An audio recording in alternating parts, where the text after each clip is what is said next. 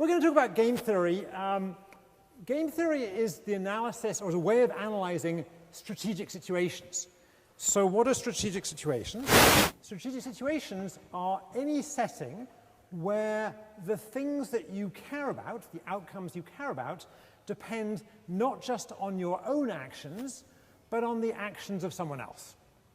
All right, so let's think of some examples, but we won't stay long with examples. In economics, an obvious example would be two firms who are competing in the same marketplace. So think of Apple and Google, or Apple and Samsung. Right? They're both competing in the market to make telephones, to make these things. Whoops, just knocked off the mic, make these things. And they have various strategies available to each other: pricing, quantity, innovation, suing each other, bribing juries, whatever else they do. All right, so that's a game involving players where they're competing, but it isn't only competition that we can model. We can also model settings of cooperation. So think about teams working in the same firm, or looking around the room, groups of deans and vice presidents of Yale who are working together to try and get things done. So game theory is also the way you analyze how to herd cats, all right, roughly speaking. All right, so when we teach game theory at Yale, what we do is we try to play games in class, and we analyze them as a way of seeing, teaching the technique, but also learning about the game. That's a technique of teaching that's now spread pretty much worldwide, and it's what we're going to do today. So today, I'm going to play a game. We're going to analyze that game. We're going to play the game. We're going to analyze that game, and I hope, we're going to learn something as we're going along. Okay, so that's what we're going to do. If some of you would have seen this game being played online, if you've seen my online courses, and if you haven't, I'll be able to plug in for looking at the Yale online courses, not just mine, but everyone else's as well. So I need 2 volunteers for this, and rather than embarrass people, I'm just going to pick people out. So I'm going to pick 2 deans who happen to be here, who didn't know this was going to happen. I'm going to pick Robert Post, who's here, and I'm going to pick James Bundy, who's there, and I'm going to drag them out the front. And one reason for picking on these 2 deans is this is a day to celebrate Yale, and Robert Post is the dean of the law school, which is quite simply the best law school in the world, and he is quite simply the best dean of the best law school in the world. And James Bundy is the dean of the drama school, which is the best drama school in the world, and he is quite simply the best dean of the best drama school in the world. So why don't we have a little plug for our wonderful schools while we're here. Okay, so the audience provides the volunteers. I'm going to provide the props, which on this occasion is 2 wet sponges. All right, we're going to have a sponge fight. All right, so these are the sponges, and I'm going to wet them.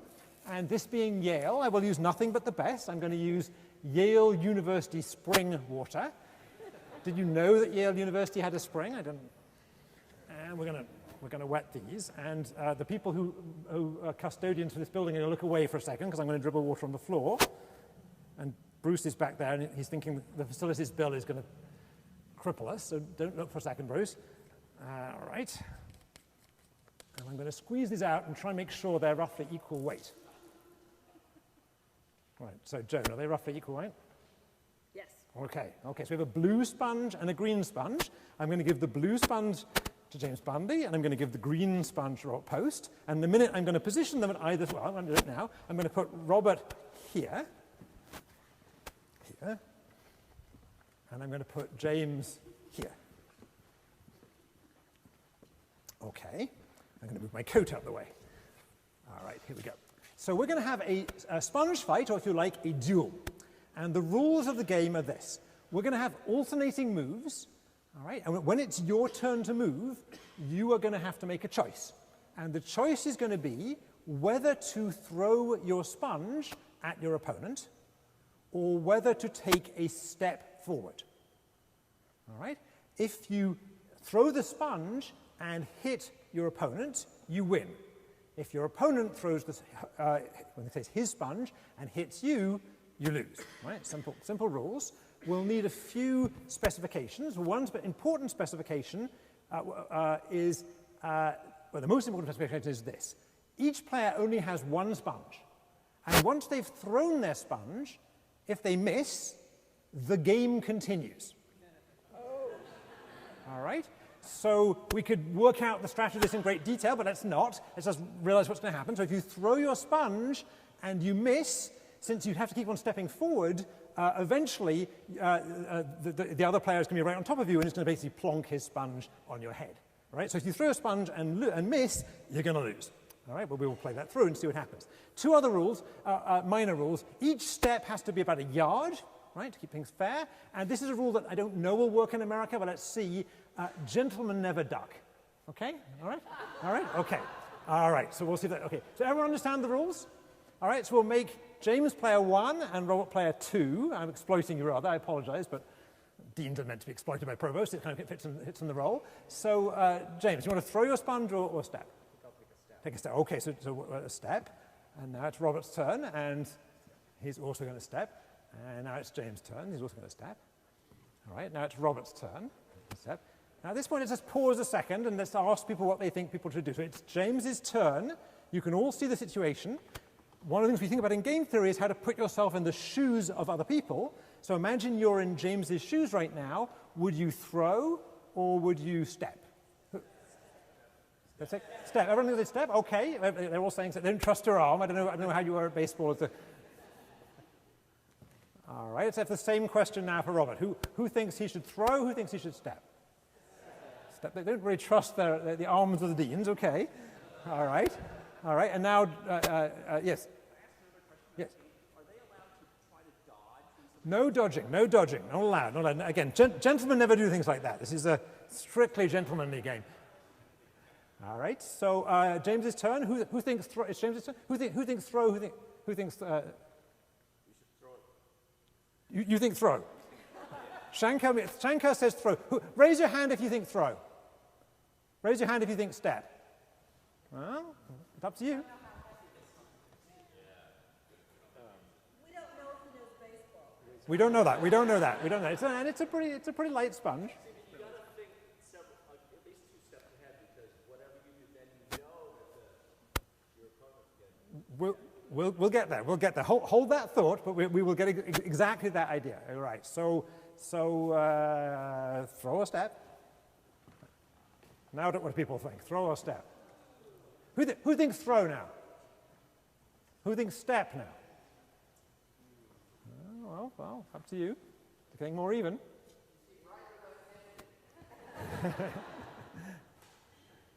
James, throw or step? Now let's have a poll again. Who thinks throw? Who thinks step? It's interesting. The people at the front are saying throw. The people at the back, actually, it's got to be a coincidence. But you know, David Swenson is saying anywhere in the body. Anywhere in the body. David is saying throw, and he is the best judge of uncertainty in the room. So. How is he on aerodynamics? Oh, I don't know about his aerodynamics. We'll have to find out. All right, ready? Yep. Oh! Game continues. So I assume you're going to step. And step. And step. And step. All right. So why don't I get you guys to sit here for a minute, because I'm going to use you in a second. All right, so I'm going to victimize our volunteers a little bit more later. Let's talk about this game a little bit and see if we can learn something from it. And we were already beginning to draw out some lessons there, and we'll draw out more as we go along. So first, why is this game interesting? So one reason this game is interesting is it corresponds to a duel with muskets, I guess, a bit more serious than sponges. And for the people in the room who are Russian literature specialists, you'll know that there are plenty of duels in 19th century Russian literature, a little bit in French literature. Probably the most famous, I'm guessing, are the one in War and Peace, all right, and the one in Onegin, the Pushkin one, or Tchaikovsky, if you prefer that version. There are many, many others. In the War and Peace version, there are other examples, better examples? Oh, yes, up. Yeah. Better? Better? More up. Okay. All right. Higher, higher. Better? It's a big room. Is that better? Good. Okay, so in the Tolstoy version, in the War and Peace version, I think we are led to believe that the hero Pierre shoots his musket too early, and he kind of gets lucky and kind of wings Dollar off. And I know that's a spoiler alert. But that actually happens about page 300 in the novel, which means it's in the first half of the book, right? So there's plenty more after that. In the Pushkin version, and in Onegin kills Lemsky. It's really the critical event of the poem. And I think the main lesson we should get from this for dueling is don't duel, right? Rather than how to duel, just don't duel. But if you did find yourself in a time machine in 19th century Russia, this might help. But there's more to this idea than just duels. There are games elsewhere where the critical decision is when to do something. There are games when what matters is what you would do, and there are games where what matters is when you would do it. So in this game, there's no question about what you're going to do. You're going to throw the sponge. But the critical question is when you would do it. So let me give an example. How many of you have watched the Tour de France on TV?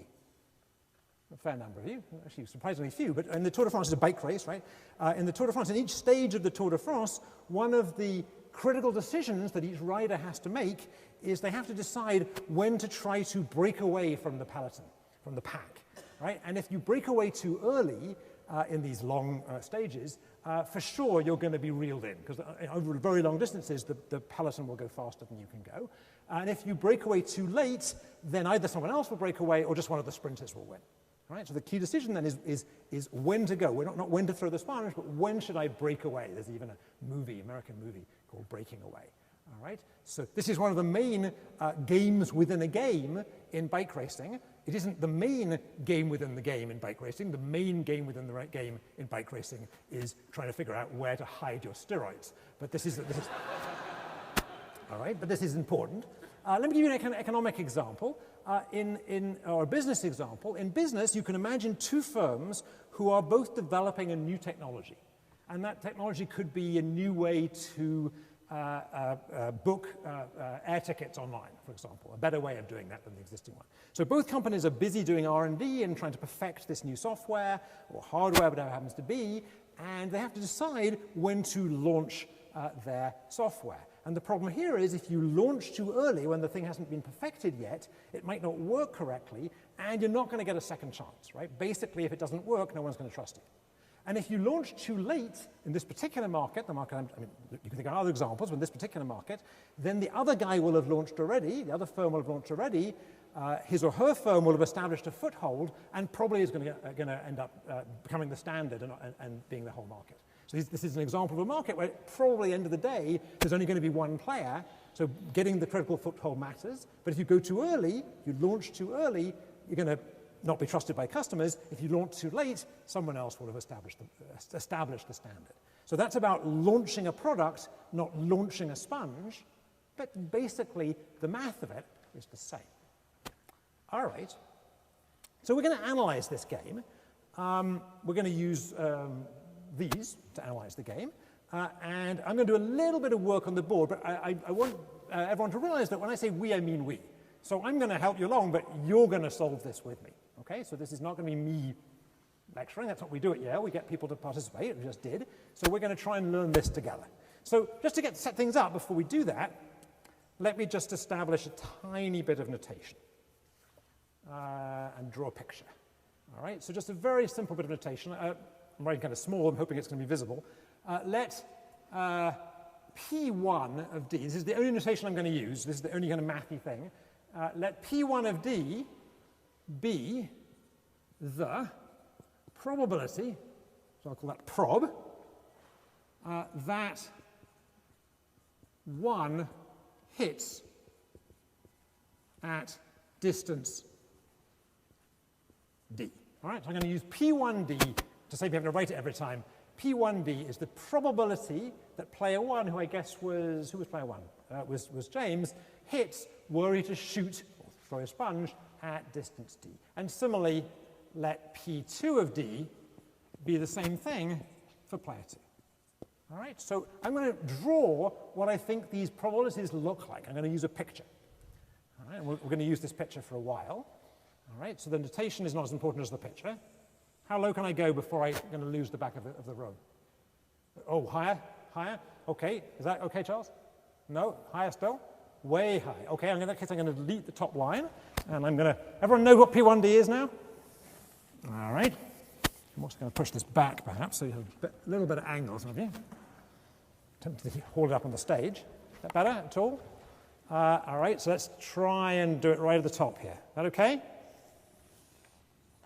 that okay, Charles? Yeah? Okay, good. All right, so on this axis, I'm going to put d, which is distance, and on this axis, I'm going to put probabilities, and I'm going to make some assumptions about the way in which these probabilities of hitting depend on distance.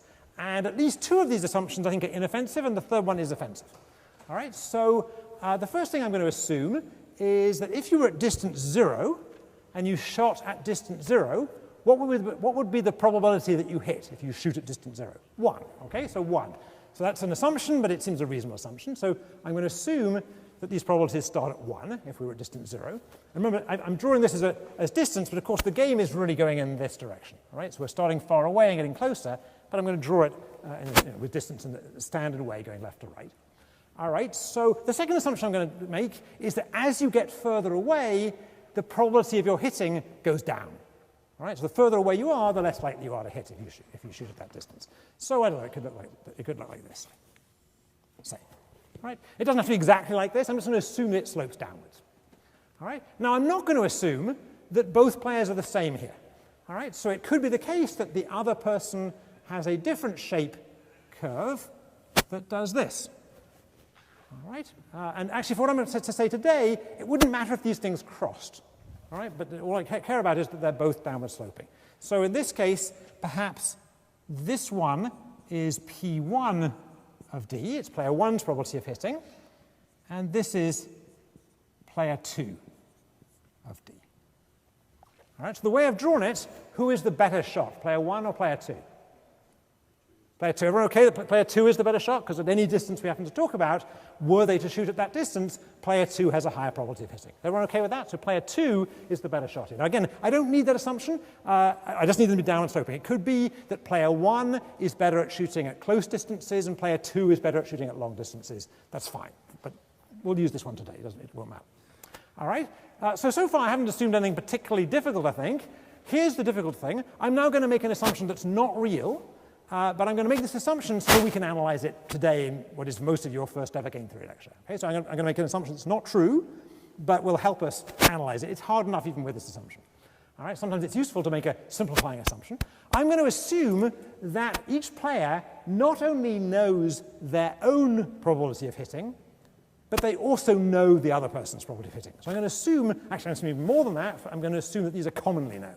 So I'm going to assume that player 1 knows their own ability, they know the other person's ability, and they know that the other person knows their ability, and so on and so forth. Right? So I'm going to assume that's all known. All right? So that's a big assumption, but it's enough for today to solve that. All right, I'm going to assume that these are known. All right. Now imagine it in fact is the case that one of these players is known to be a better shot than the other player.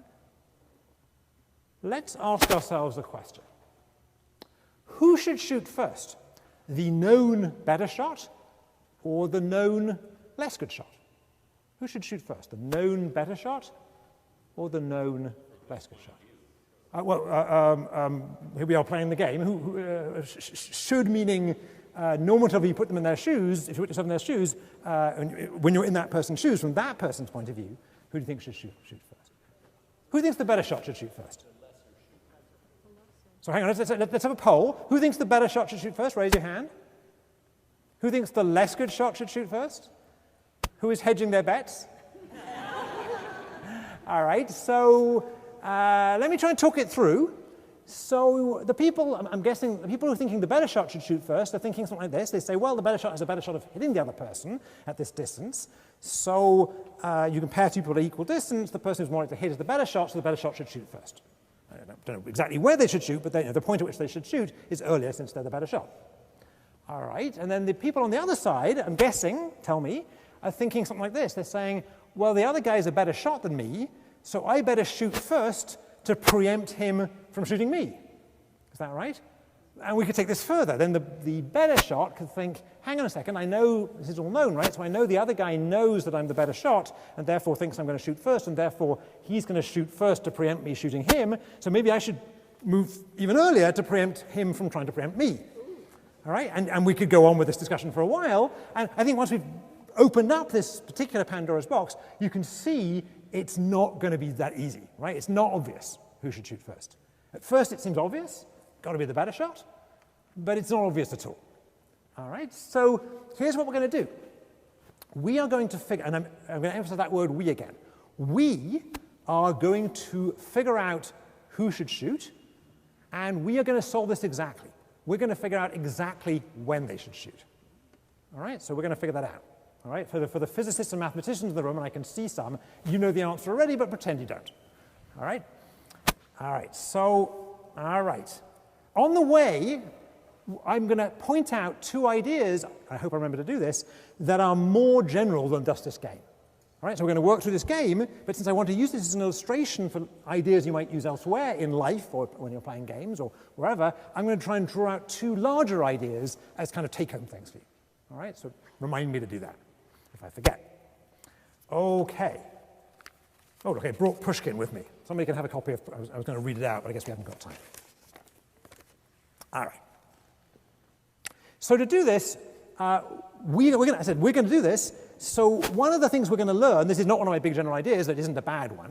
One of the things we should learn is when you have a difficult problem like this, it's a good idea to try to break it down into some smaller problems, because the whole problem just seems unmanageable.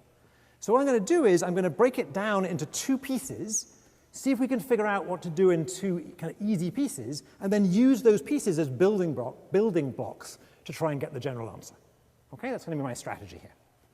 All right, so the first building block, we'll call it A.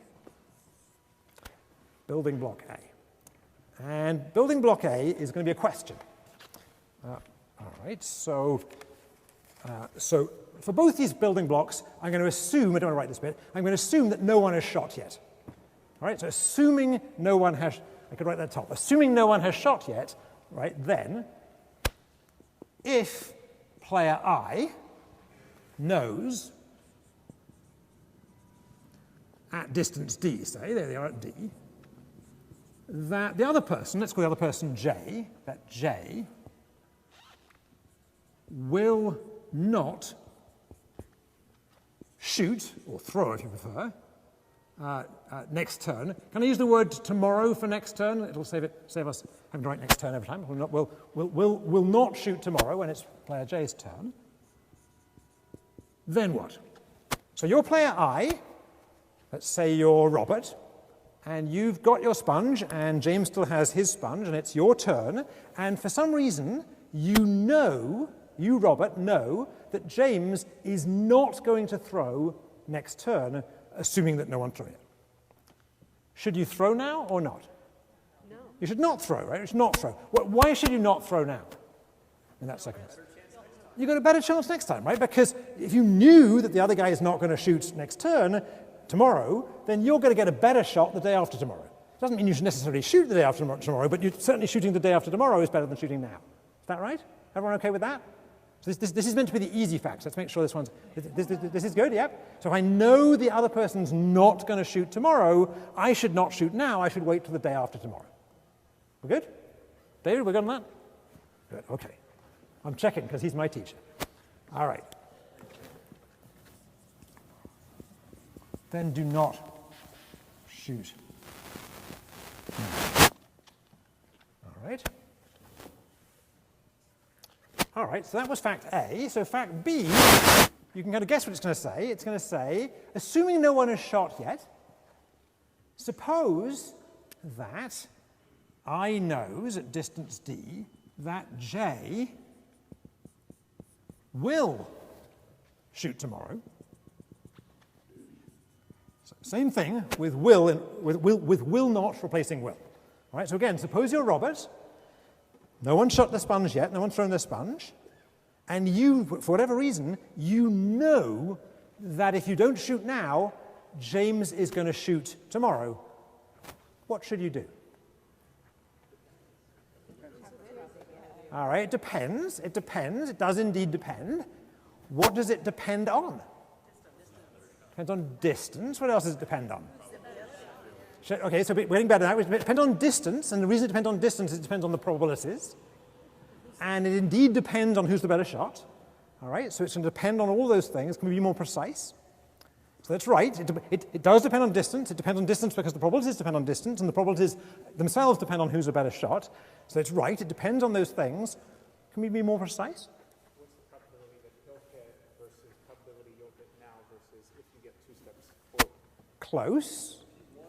Well, I guess you're 100% if he misses, so. Second? 1 of D versus 1 minus P2 of D. He's an engineer. We shouldn't allow the engineer here. That's right. So, okay. So here's the answer. That's right. So what do you have to compare? You have to get... Doc, yeah, go ahead.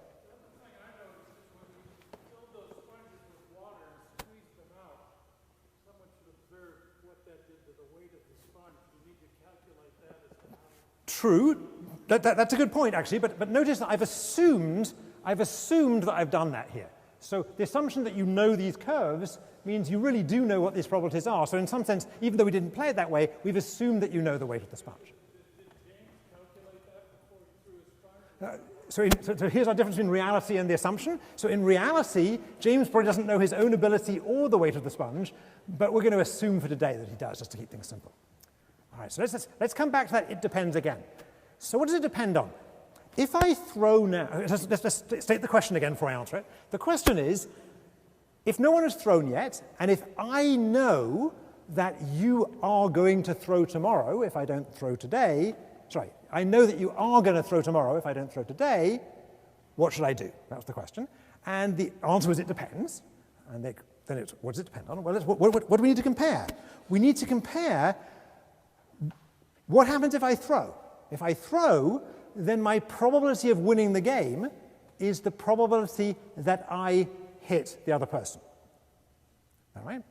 If I wait, knowing that he's going to shoot me tomorrow or shoot at me tomorrow, then my probability of winning the game is the probability that he misses tomorrow. Is that right? So I have to compare the probability of my hitting if I throw today with the probability of him missing if I leave it and let him throw tomorrow. Does that make sense?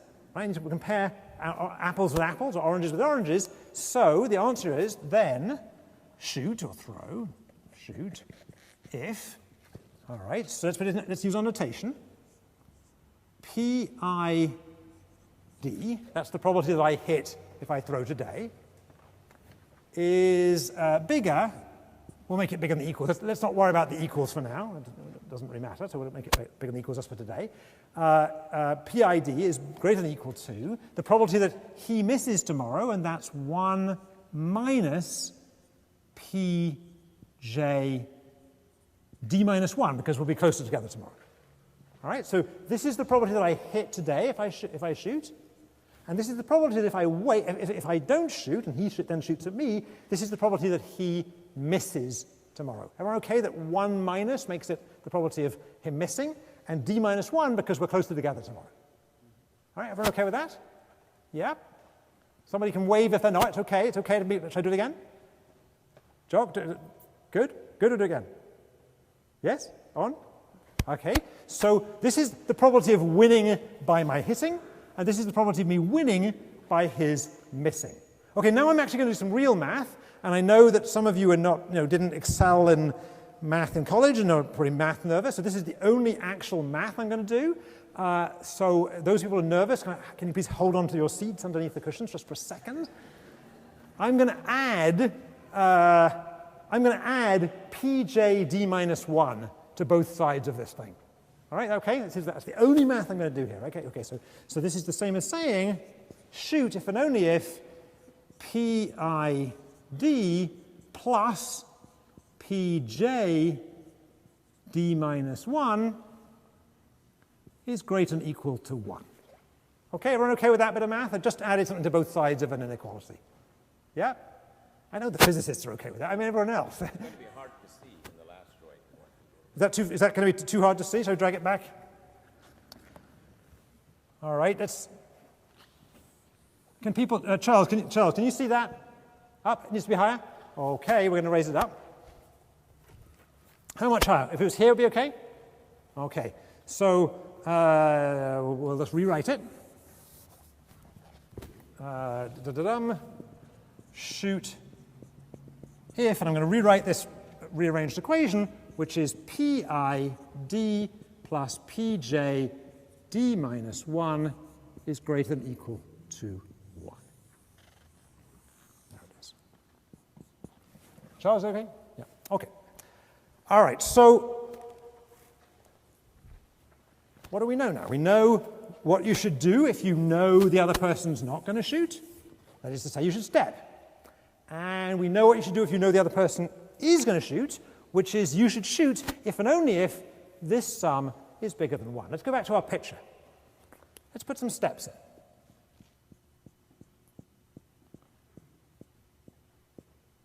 So these are very little steps because it's a very little picture. I'm not insulting the foot size of the deans. It's just, I've scaled it down, okay? And let's see, where would this be roughly? So let me just, probably here. Guessing. All right, so let's ask the question, when is this equality, inequality, met, and when is it not met? Okay?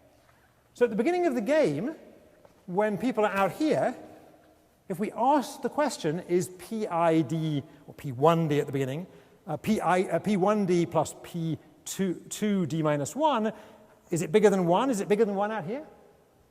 No, it's small. Right? These are two small things, so it's going to be smaller than 1.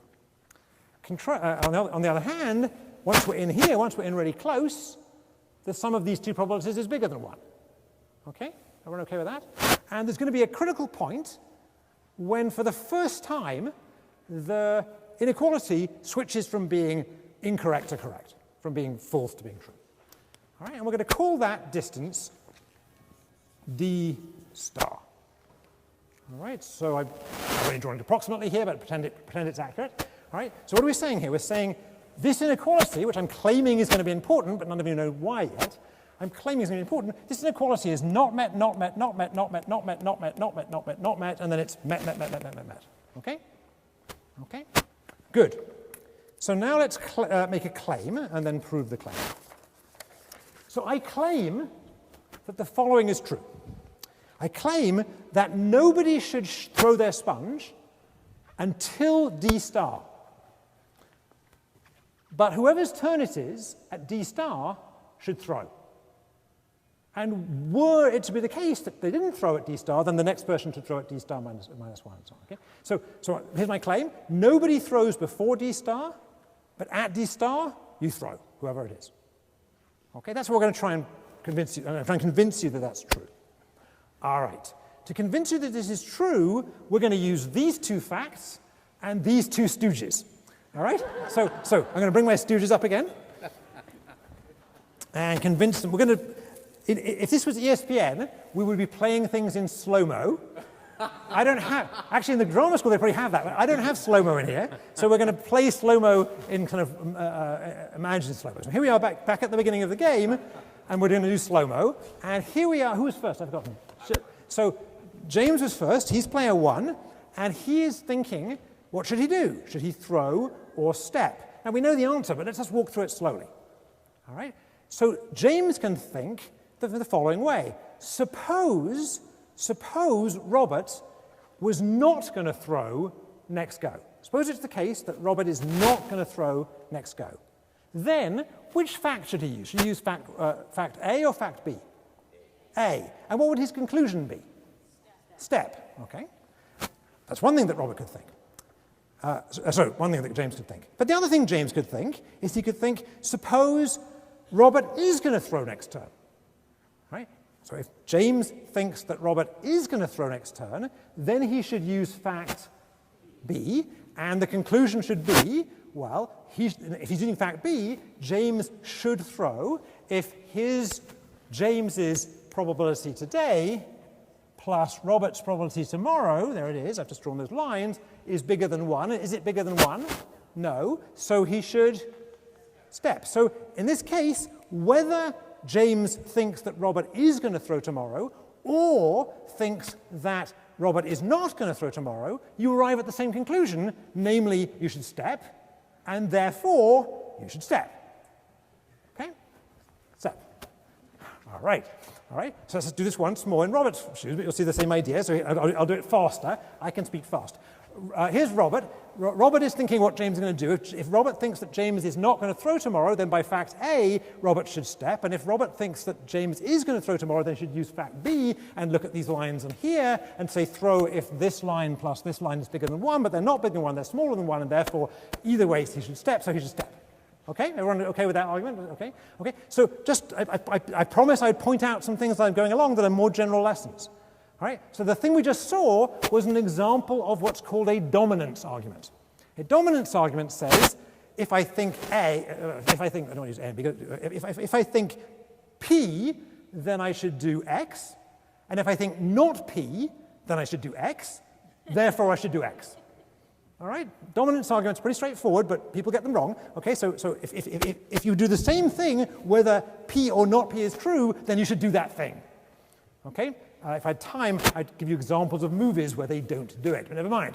Okay, so, all right, so fine, so Robert should step, and then James will go through the same argument, it'll still be a dominance argument, so he should step, and then Robert should step, and we're going to go in fast motion for a second, and this will go on being true until we get to about here. Stop. Okay. So here they are. So we're going to get not shoot, not shoot, not shoot, not shoot, not shoot, not shoot, not shoot, not shoot, not shoot, not shoot. So let's see, 2, 1, 2, 1, 2. So here we are finally at D star. All the way through this argument, including the last step, which was James's argument at D star plus 1, the dominance argument said, no matter what I think, I should step, so I step. Now, however, we arrive at D star, and here's Robert at D star, and Robert's thinking through the same reasoning. So here we are, we're in Robert's head.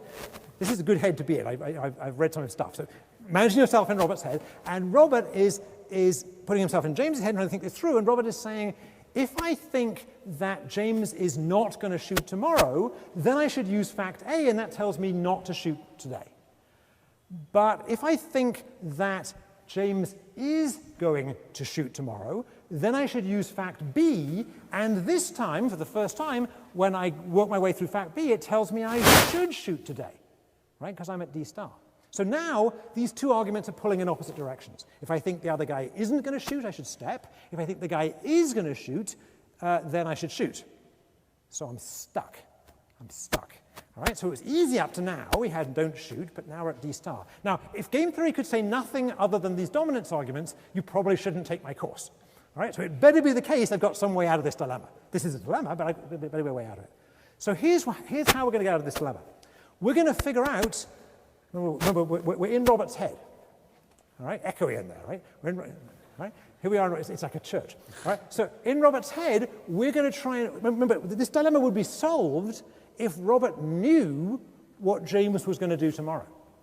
So we're going to work out what James is going to do tomorrow.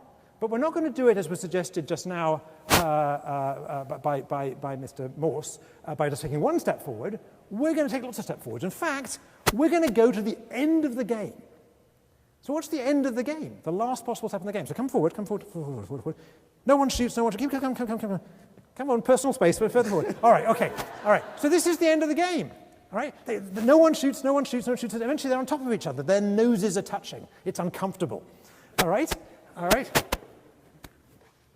Okay, and here we are at the end of the game, and this turns out to be Robert's turn again.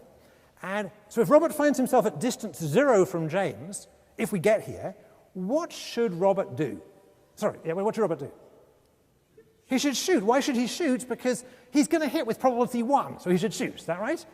All right, so that was easy. So if we get to this stage, Robert's going to shoot. Let's go one stage back in time. No. It must have been his turn. Right? It's your turn now, so the previous turn must have been James's, so James is going to go back in time. Okay, so here we are, now we're a distance 1 apart. By the way, we had a shoot here, right? Now they're distance 1 apart, and it's James's turn. And now, what does James know that Robert's going to do tomorrow if James doesn't shoot? He knows, we just put it on the picture, he knows that Robert is going to shoot. And therefore, James should shoot, he should make that decision based on fact B. Is that right? James knows Robert's going to shoot tomorrow, so James should shoot if his probability of hitting now plus Robert's probability of hitting tomorrow is bigger than 1, and since Robert's probability on his own is 1, for sure 1 plus something is bigger than 1. Oh, that was another second bit of math, I lied. Okay, there were 2 bits of math in the course. Right, so 1 plus something is bigger than 1, so he should shoot. Is that right? Right? So, is that right? So James, you would shoot at this point, right? All right, so now let's go back one more stage. So here we are, now we're at stage 2 away. All right. And now we're in Robert's head, and what does Robert know? What does Robert know? He'll shoot. He'll shoot, and therefore what should you do? Shoot, right? Because why should you shoot? Because you go through fact B and you find that some of the probabilities is bigger than 1, so he should shoot. So let's go back another step. All right, and here we are at stage 1, 2, 3. Here we are at stage 3, which is actually our D star minus 1. Here's James. This is what we were worrying about, right? Right? So what does James know at distance 3? What have we just worked out?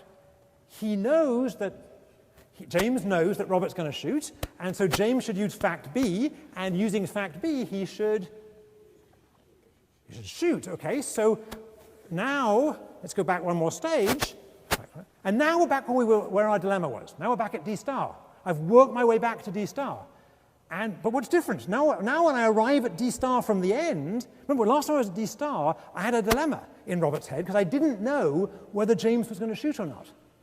But now I do know what he's going to do. What's he going to do? And therefore, what should you do? There we go. So we've shown that at D star, Robert should shoot. In fact, what have we shown? We've shown until D star, nobody should shoot. But at D star, and if you get there any stage afterwards, you should shoot. All right, so thank you to my 2 stooges again. I'm sitting down again. Thank you. You can go to your seats if you want. Thank you. All right. Thank you. Right. You expect them to be great actors and great interpreters of the law, so that's good. This is the law of game theory. All right, so what have we just shown? Let's make sure we understand what we just showed. We showed that, what I claimed, we showed that no shot should occur until D star, and that at D star, which of course depends on people's abilities, but at D star, whoever's turn that happens to be should shoot. And we used 2 big ideas. I didn't point out the second one, so I forgot, so I'm going to do so now. The first big idea was this dominance idea. And the dominance idea was if in circumstance P you should do X, and if in circumstance not P you should do X, then you should do X. All right, I'm saying that adamantly because it seems obvious, right? And that was one big idea. And the other big idea was, when you get stuck in this thinking this way, a really good way to solve out a game is to go to the end of the game and work backwards. Right? It's good to anticipate what people are going to do, and the best way to do that is to go to the very end of the game and then work yourself back forward again. All right? Now that idea is called backward induction. Backward induction. And backward induction is the most important thing you're going to learn if you take a game theory class. It's hard to do, actually. It's hard to do because it's hard to make yourself do it. It's hard to have the instinct that I really should work backwards and not forwards. Time works forwards, right? Our logical way of thinking works forward. But when you're trying to play a game with somebody, trying to put yourself in other people's shoes while they're putting yourself in your shoes, trying to anticipate what they're going to do while they're anticipating what you're going to do, it's easier to work backwards. So backward induction combined with dominance tells us when we should shoot here. All right. So let's just go back to the beginning and just make sure we understand the game before we draw out any more general lessons. People okay at this point? You don't particularly look like deer in the headlamps, which is a good sign to say I haven't lost too many of you. Is that right? Good. Okay. So, yeah. Will it always happen that when you get stuck, that if you reason from the other end? Yes. Yes, it's because if you look at those inequalities, it's monotone. So I'll show you afterwards, but basically, as you get closer, both people's probabilities are getting higher, so that pair of probabilities, you're always going to cross one out and replace it. One of them will survive, and the other one will be crossed out with something bigger. So once you cross D star, once you cross this inequality, you can't go back. It's a strictly monotone sequence. That was a physicist asking the question, so I assume I answered in the appropriate language. Okay. All right, good. So what do we show? We showed that it isn't as simple as asking, should the better shot shoot first, or should the worse shot shoot first? And it isn't even a question of preemption and preempting preemption. It's a question of understanding both probabilities, working the thing backwards and finding out that there's a critical moment to shoot. Now, be careful here. I'm not saying that that critical moment to shoot doesn't depend on abilities. It does depend on abilities. So it's very tempting to say, look, I've shown a critical point to shoot here, and this corresponds to when you see the whites in the other person's eyes. Not quite true, right? Because, you know, when you see the whites in the other person's eyes depends on your eyesight, and when you should shoot depends on both your abilities, right? So I'm not saying there's a unique time to shoot, but I am saying it isn't a question of who the best shot is, it's a question of both abilities put together. Now let's throw in some dust. Let's make this harder. All right? So we now all know that if you're playing this game, you should shoot at D star if you knew everything you knew and if you've taken the course. But you might say, that's fine. But it's fine if I'm reasoning I'm playing this game against another person who's in the room who's taken the course. But what if I'm playing this game, you know, it's life and death, it's Nagin and Lemsky. Neither of them took the game theory class. It's as far as I know they didn't take the game theory class. I'm looking around for a Russian scholar. I see a German scholar, but not a Russian scholar. So, but as far as I know, they hadn't taken a game theory class before the beginning of Nagin. All right. So, and you might think, what if I'm playing against somebody who's a little crazy, right? So, what if I'm playing against a crazy person? I could be. I may have gone to Yale, but I could be playing against somebody who went to Harvard, right? Right? Who never had a chance to take a decent game theory class. And, you know, so how would it change our argument if I thought the other person was a little crazy? Let's still assume that we know each other's abilities, but now I suspect the other person just isn't capable of reasoning through in the way we just did. How does that change the argument? Would that make you shoot earlier? Would that make you shoot later? Would that make you... What do you think?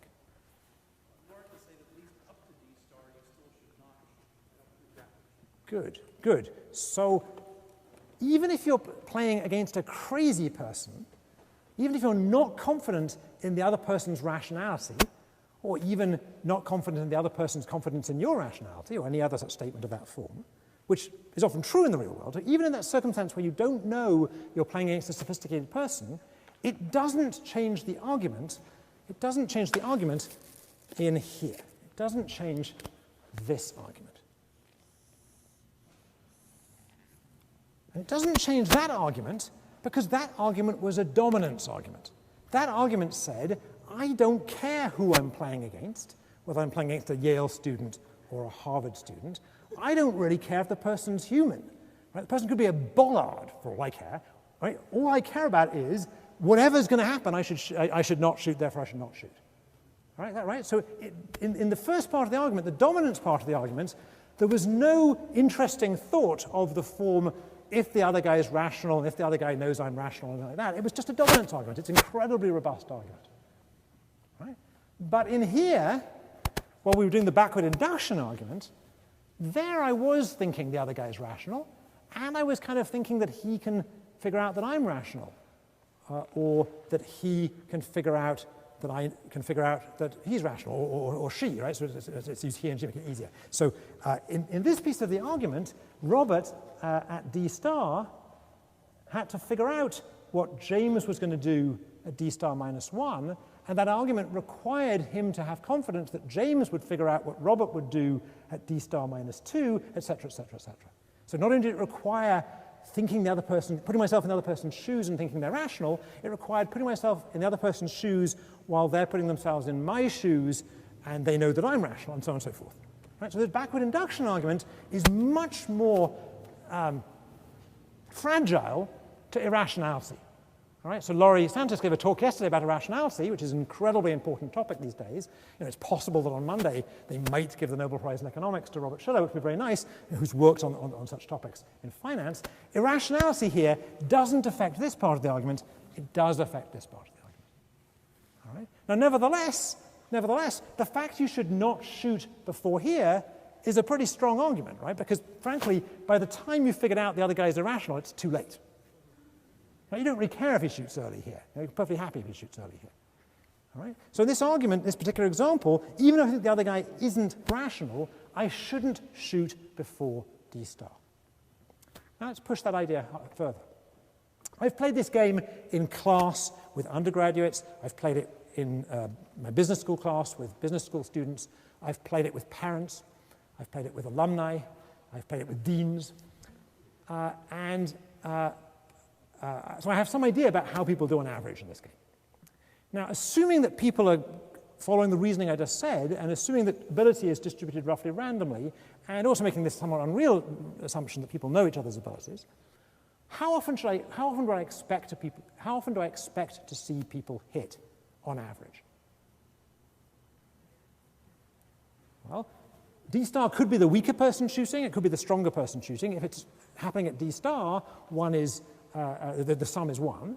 All right. So what's on average, how many hits should I see?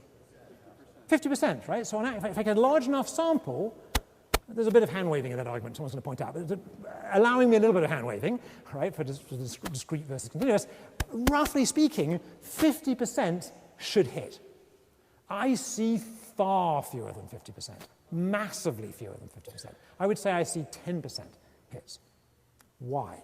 Why do I see 10% hits when we just agreed that even if everyone's crazy and irrational, no one should shoot before D star, and D star's telling us that half the shots should be hits? Why do I see such a low hit? People aren't experiencing untight sponges, although that might make them shoot later. I mean, you know, in some sense. Right, so I think there's two things going on. Let me take them in turn. So let's take this one first. Overestimate the opponent. So I think people do two things. They overestimate their opponent. They also overestimate their own abilities. All right, so there's a well-known psychological bias that people overestimate their own ability to do something. They probably also overestimate the other person, but they certainly overestimate their own ability to do things. So there's an overconfidence bias, and there's stacks of literature on the overconfidence bias, right? So if you Google overconfidence and start reading papers, you can be there a long time. Right? So it's pretty well established that people are overconfident in their abilities. Amateur golfers will try that shot, which they've seen Tiger Woods do, where he slices it between the trees, right? And I don't play golf, but I'm told amateur golfers are never going to hit that shot, all right? So, I don't know the answer to that, Meg. It's possible. There probably is literature on that, because almost all these things have been tried with gender in there. If I had to hazard a guess, I would say men are more overconfident, but I don't know the data. So without seeing the data, I have the same suspicion you have. So one thing is overconfidence. That's a well-known bias. I think there's another thing going on here, and I think it's going on specifically in America. And I think Paul's suggesting is what's going on, is another thing going on here. I think that at least in America, there is a thing I want to call the proactive bias. Right? People like to be proactive. When you're kids in America, you are taught that being proactive is a good thing. I know this because I have kids. I have a 10-year-old and an 8-year-old. I have a 1-year-old too, but he hasn't gone to school yet. My 10-year-old and my 8-year-old, both of whom are girls, are being told being proactive is good. Seizing the bull by the horns is good. I also have more evidence about this. So just to make it clear, being proactive would be throwing the sponge rather than letting things happen to you, right? So people think being proactive is good. And you see this on SportsCenter. For those people who watch SportsCenter, you'll see these guys in the sweaty, usually it's guys, it could be actually, I don't want to be sexist about this, I think it's males or females, they're in this sort of sweaty locker room afterwards, and they make this statement, and they say, it's great because we control our own destiny. And coming from England, controlling my own destiny just sounds kind of scary to me. I have to say, if I wanted to control my own destiny, I wouldn't have got married. I didn't say that. So I worry that this proactive bias causes people to throw the sponge too early. Right? That taking the bull by the horns sounds like a good idea, but when you think about it, running away is an awfully much better idea. Right? So if I have one last lesson for you, other than what are the takeaway lessons from today's talk? So go through them. One is dominance arguments. I won't rehearse what they are. The second is backward induction. Sometimes it's worth going to the end of the game and working backwards. And the third is this, and it's really just for the Americans, because I think the Europeans in the room don't make this mistake. And that is this. The point is not to go down swinging. The point is not to go down. I'll leave it at that. I'm done.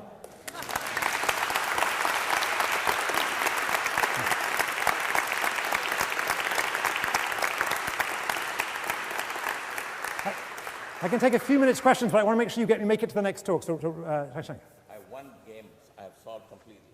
If the opponent Gandhi, then I know he won't shoot. That's right. So if it's Gandhi, you just wait and plonk it on his head. Yeah, so the question was, what if you're playing against Gandhi? Right? So Gandhi's not going to shoot you because he's a saint. So if you're going to win the game and you are so inclined, and Shankar's a cynical kind of guy, he'd just wait and plonk the sponge onto Gandhi's head. An image I'm now going to have when I go to bed tonight.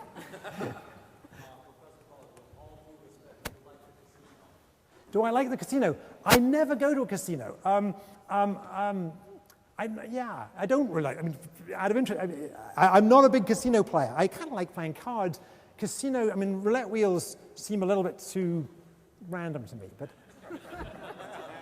I worry a little bit about irrationality in the casino. So I had a student once who was studying behavior in, not roulette, but in 21, blackjack, thank you. And it turns out that people do exactly the wrong thing there. What do they do? They quit when they're behind rather than quitting when they're ahead. And it turns out since you use 5 packs, so it isn't a random sample, if you've been doing well, any sensible updating will say you're going to do worse in the future. And if you're doing badly, you're actually going to do better. There's actually a regression to the mean. So people do exactly the wrong thing. And I'm scared I would do the wrong thing too. And my wife would not like it. Are there examples in nature where 2 animals will play this game and has Yes. has evolution selected Yes. 50-50 chance, or is that not selected? It's a good question. It's a very good question. So the question is, can we see games like this in nature? So let me, as like a politician, let me answer a slightly different question. We'll come back. So game theory is enormously used now in biology. In behavioral biology, it's a major tool. And it turns out that there are wonderful connections between the game theory we developed in economics and notions of equilibrium in economics and notions of evolutionary stability in biology. And they're not exactly the same idea, but the one is kind of a subset of the other.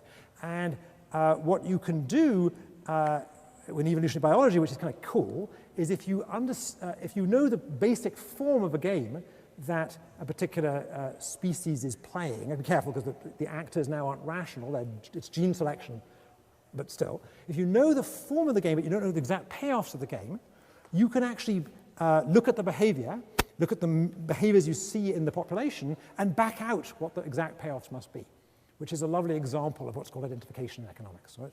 So biologists do incredibly cool things with game theory. Actually, at this point, they do cooler things than, frankly, economists do with game theory. It's really cool. Now, this particular game, I don't know. There's some biologists in the room. I'm looking at Tom. I don't know exactly what game this would correspond to in nature, but there are games that a better example for nature is the game rock, paper, scissors.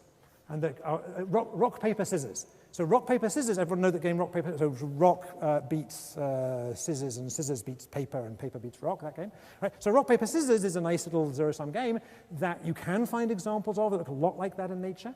And you can twiddle them a little bit, so not exactly rock, paper, scissors, and they actually have no evolutionary stable point. And you can show in examples of that cycles occurring in populations of, actually the most famous example is tree lizards and mating behavior of tree lizards, and you can predict out from those cycles what the exact payoffs of the rock, paper, scissors game they were playing was. So you can do really cool things in biology with this. But Tom knows more about that than I do, so I'm on dangerous territory. Tom, do you want to comment? How do I use game theory in my day-to-day work as a provost? Yeah, so it's a good question. So I do a little bit. I mean, I think I've been doing this so long that it's kind of hardwired for me to think this way. So I do tend to lay out things and kind of work them backwards. And I do tend to sort of try to go down one branch of the tree at a time and see if they're all the same. If there's a dominance argument there I can seize hold of. But also, a large piece of game theory as applied to economics or to organizational behavior is the theory of incentives.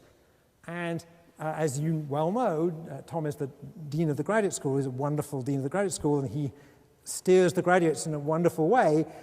Some of that is about incentives, that's the game theory part, and some of it is about your relationship with the graduate student, which is more the psychology part. So I'd say Peter and I have combined to have the skills, but Peter has the more important skill, probably.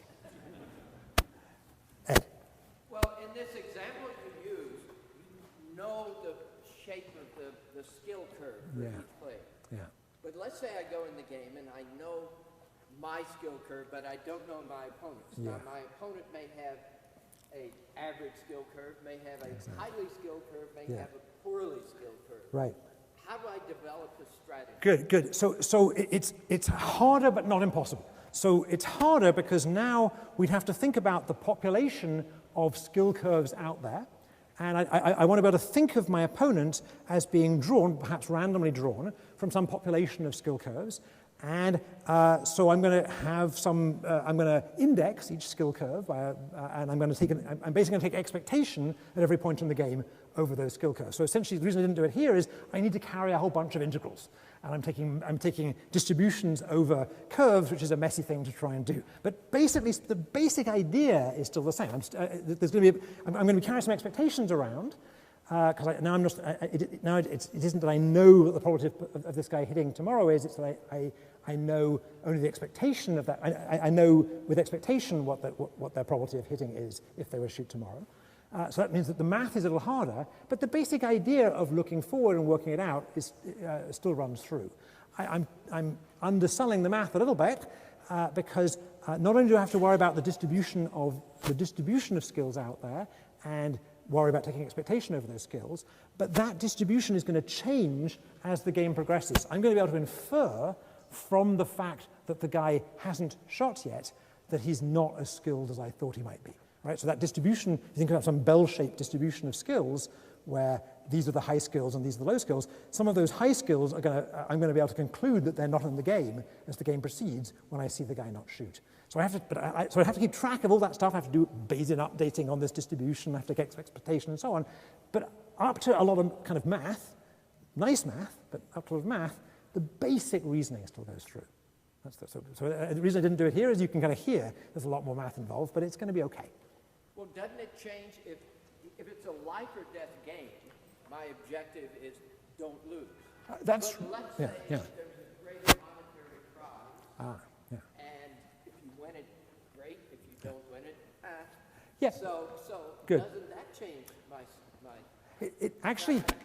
So that's an interesting point. So in this example, if there's just two monetary prizes, one for winning and one for losing, and the winning one is strictly better than the losing one, then it actually doesn't change the strategy in this simple game. But that's too quick an answer. Imagine there's three outcomes. Imagine there's an outcome. So imagine the game is being played not exactly as we played it with sequential moves, but with simultaneous moves. Right? So in each period, people simultaneously have to decide whether to throw or not. Right? So now a third outcome is in the game. Now there's the outcome win, there's the outcome lose, and there's also the outcome both miss, tie or draw. Right? Now it's more complicated. Why is it more complicated? Because when there are three outcomes, we have to take into account things like risk aversion, just as we would with the many money outcomes. So if there's only two monetary outcomes or two outcomes, this analysis is fine. But as soon as we go from 2 to 3, we have to start worrying about risk aversion and things like it. Again, kind of in David's territory. We have to do a little bit of what David does for a living to solve those things. But it's a great question. Yeah, I should probably make this the last question because you will have other talks to go to. But Martin Schubeck distinguishes among three levels of game theory: high stuff, low slightly mathematical stuff, and conversational, which yeah. is using the concept zero sum, that sort of thing. On zero sum, one thing which has always intrigued me about game theory is a somewhat odd relationship of those three areas. The high church stuff, which is very neatly illustrated with backward induction, tends to be fragile. So the amount of weight one can place on in a lot of practical situations is actually relatively minimal. It may play, and its existence may play a very valuable role in stimulating better thinking of low church or conversational types. But if that's the case, the relationship between the advanced math stuff and the payload of the area, if you will, is fundamentally different from that in physical science and arguably biology. Yes, I agree with that. Of course, this is applied to biology. We're talking to a sociologist now, as you can hear. So I agree with that. So by the way, today was high church because, well, look around you. So what are we thinking? What we're doing in mathematical economics, or the more mathy end of the social sciences, is trying to tease out our intuitions and trying to tease out how different assumptions lead to different conclusions. We are not, and you're absolutely right, we are not trying to say this is a tight prediction of what's going to happen. Some things will be pretty robust. This argument about dominance is pretty robust, right? But most arguments are not that robust. And one of the things we have to do in most areas of theoretical economics, but the same is true in theoretical areas of sociology, is we need to tease out exactly what are the assumptions we're making and would these results be robust to changing them.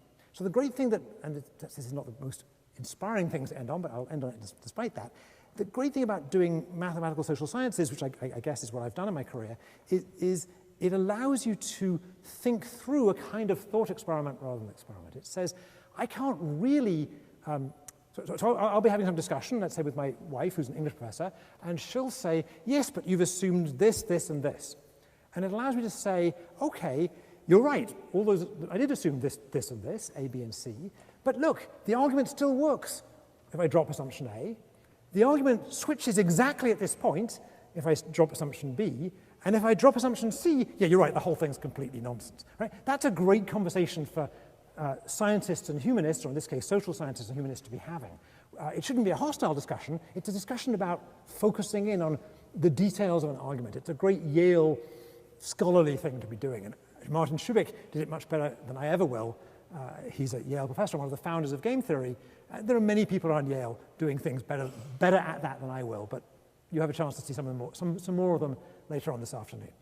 So thank you for coming, and we'll see you later on this afternoon. Thank you.